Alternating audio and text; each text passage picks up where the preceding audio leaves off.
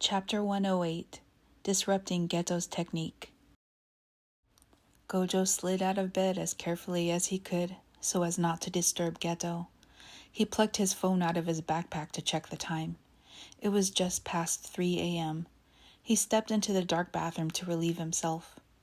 When he went back to bed, Geto was awake, curled into the fetal position, arms folded tight against his chest. Gojo climbed back under the covers and rubbed small circles onto Geto's back with the palm of his hand. "Suguru, what's going on?" he asked, noting the heat coming off his body again. Geto let out a soft, humorless laugh. "Satoru, I can't control my hunger." "Any of my hungers," Geto corrected himself, thinking of the way his body was longing now, then remembering the way his mouth watered when he held the curse in his hand during training. "I'm sorry." "Sorry?" Gojo tried to hug him from behind, but Geto turned over to face him. "I need you again," Geto whispered. "What's wrong with me?" He pressed his face into Gojo's chest. "Nothing's wrong with you. Nothing's wrong with you needing me," Gojo assured him. They made love again, Geto groaning softly when Gojo brought him to relief. He lay on his stomach afterward, satiated and spent. The last thing he saw before drifting back to sleep was Gojo leaning down to kiss him. Geto woke to the sound of Gojo showering, and he groggily slid out of bed. He pulled the pillowcases off the pillows and dropped them to the pile of discarded clothing on the floor.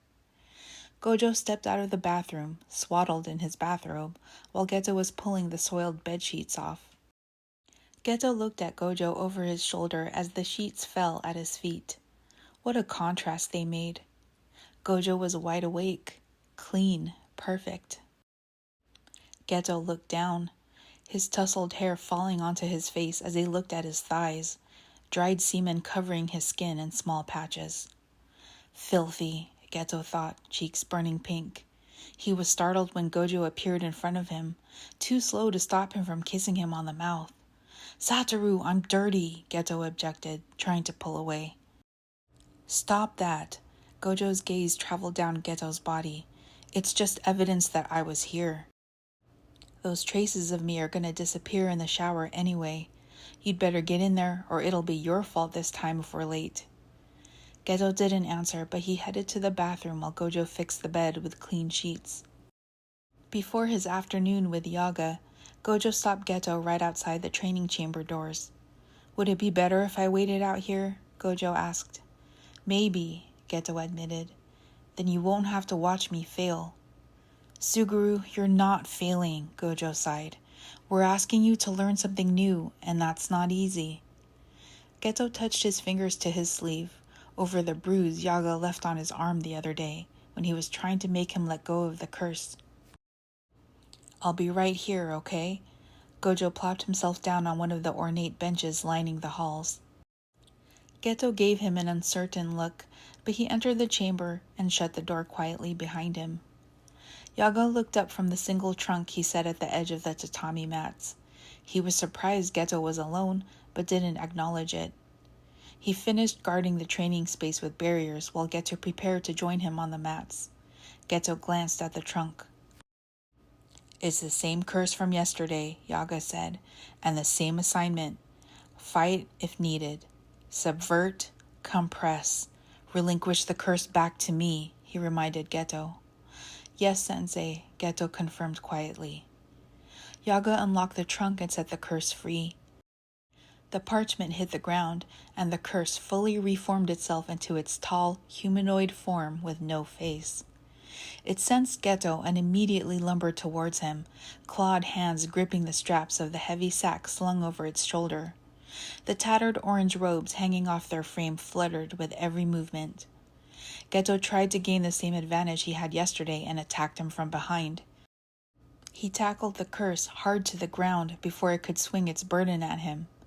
Geto made quick work of it, and at full force drove the sharp point of his elbow into the base of its neck. The curse lay motionless on the ground. Geto stood up, panting, and directed his cursed energy with both his palms. He gestured his hands together to form the curse into a ball. "Can you read the curse? What does it feel like? Yaga called out, stepping closer, purposely trying to interrupt Geto's curse technique. Geto held the sphere in both his hands. He swallowed the saliva, quickly filling his mouth. Regret, anger, Geto managed to say. He had to keep his energy steady around the curse to keep it captive, but his mind started to wander and his mouth filled with spit again. Anything else? Yaga's voice barely reached him. Geto's fingers closed around the curse. He didn't answer. Give it to me. Yaga held out an oversized hand to Geto, a talisman draped over his palm. Geto stared unblinking at the ball he cradled in his hands. Curses born from regret usually tasted bitter, he thought. Saliva trickled from the corner of his mouth and down his chin. Geto, hand it over to me, now. Yaga's tone was low but commanding. Geto's shoulders jerked. He looked up at Yaga, then back at the sphere in his hands. He trembled as he stepped towards Yaga and reluctantly placed the curse into Yaga's outstretched palm. Yaga quickly wrapped the curse and walked away to seal it in the trunk. Geto sank to his knees, pressing his palms to the tatami mats to calm himself. Did I try to eat it again? How badly did I fail this time? Yaga waited for Geto to compose himself. Geto rose and stood in front of his teacher, eyes glued to the ground. Geto, answer me honestly. How do you feel? Yaga asked. The back of Geto's throat tightened. Sensei, I feel hungry and incomplete, Geto admitted, finally meeting Yaga's eyes. That's understandable. We disrupted your automatic response. This is what I need you to learn. I want you to take control of your curse technique, not let it overpower you. Geto let the words sink in. You're dismissed for the day. Yaga clasped Geto's shoulder briefly before undoing the barriers.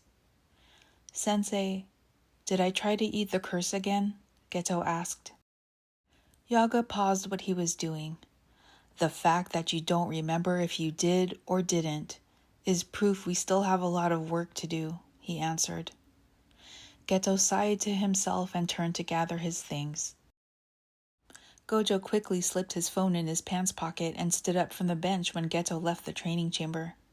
Everything good? Gojo asked as they left Jujutsu headquarters. Yaga's trying to disrupt my curse technique because I'm letting it control me. Geto tried to sum up their training in as few words as possible. Gojo nodded, noticing the curt reply. He didn't push for more information. As they walked through the campus courtyard, Geto flexed his uncovered fingers in the cold winter air. He wished Gojo would grab his hand. He wanted to stop feeling the shape of the curse lingering on his palm.